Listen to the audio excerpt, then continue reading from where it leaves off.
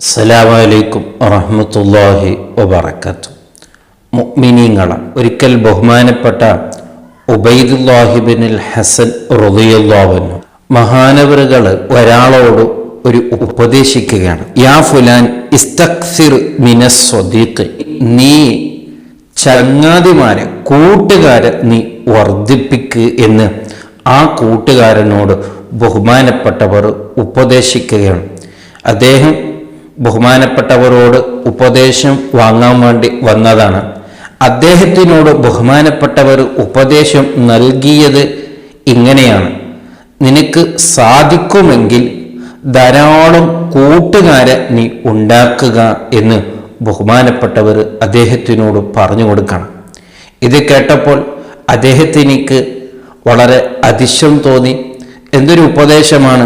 എന്തിനാണ് ഞാൻ കൂട്ടുകാരെ വർദ്ധിപ്പിക്കേണ്ടത്? എനിക്ക് കൂടുതൽ കൂട്ടുകാർ ഉണ്ടാകണമെന്ന് പറഞ്ഞതിൻ്റെ താല്പര്യമെന്താണ്?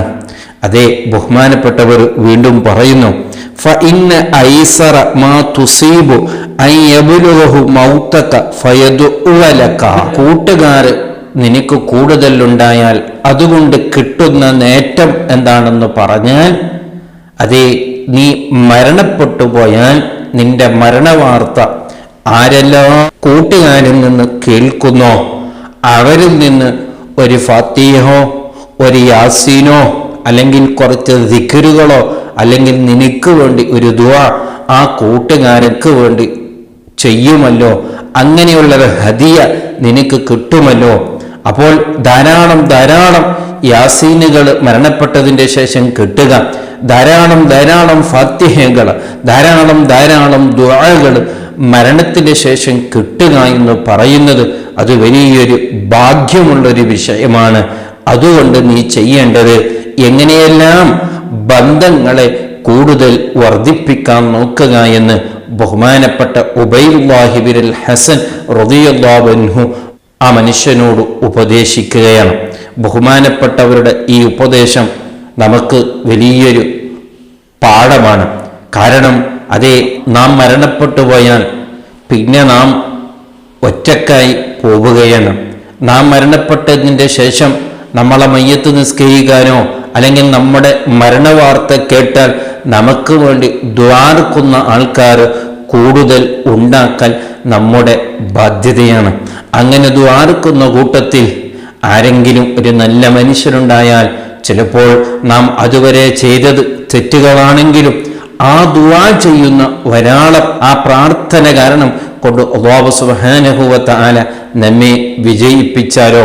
അതുകൊണ്ട് ബഹുമാനപ്പെട്ടവരുടെ ഈ ഉപദേശം വളരെ ഗൗരവത്തോടു കൂടെ നാം കേൾക്കേണ്ട ഒരു ഉപദേശമാണ്. അതുകൊണ്ട് നാമുമായി ബന്ധപ്പെട്ടവർ, അതേ നമ്മുടെ കുടുംബത്തിലും നമ്മുടെ നാട്ടിലും അതേ നമ്മുടെ കൂട്ടുകാരും, അത് നാമുമായി ബന്ധപ്പെട്ട് എവിടെയെല്ലാം ആൾക്കാരോട് നല്ല ബന്ധമുണ്ടാക്കി നല്ല സ്നേഹിതന്മാരുണ്ടാക്കി, അതേ ഞാൻ മരണപ്പെട്ടാൽ അവർക്ക് നല്ലൊരു വിഷമം വരും, ആ രീതിയിൽ അവരോട് നല്ലൊരു സൗഹൃദം ഉണ്ടാക്കിയാൽ തീർച്ചയായും എന്തില്ലെങ്കിൽ ഒരു ഫാത്തിഹെങ്കിലും നമുക്ക് വേണ്ടവർ ഓതിരിക്കും. അല്ലെങ്കിൽ ഒന്നും കൂടി നല്ലൊരു ബന്ധമാണെങ്കിൽ അതേ നാം എവിടെ മരണപ്പെട്ടാലും നമ്മുടെ മയ്യത്തിൻ്റെ അരികിൽ അവർ വരും, നമ്മുടെ മയ്യത്ത് നിസ്കരിക്കാൻ അവരുണ്ടാകും.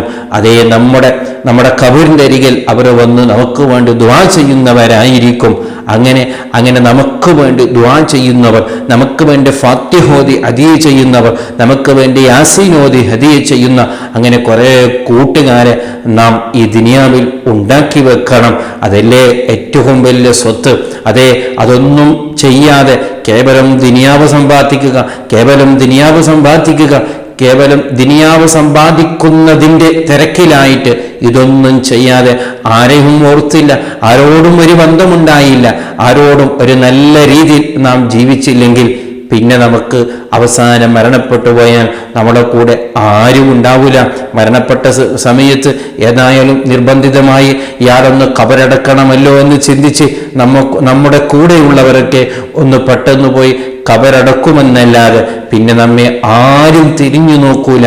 അതേ, നമുക്കുണ്ടാക്കി വെക്കേണ്ട ഏറ്റവും വലിയ സ്വത്ത് ബഹുമാനപ്പെട്ടവർ പറഞ്ഞ ഈ സ്വത്ത് തന്നെയാണ്.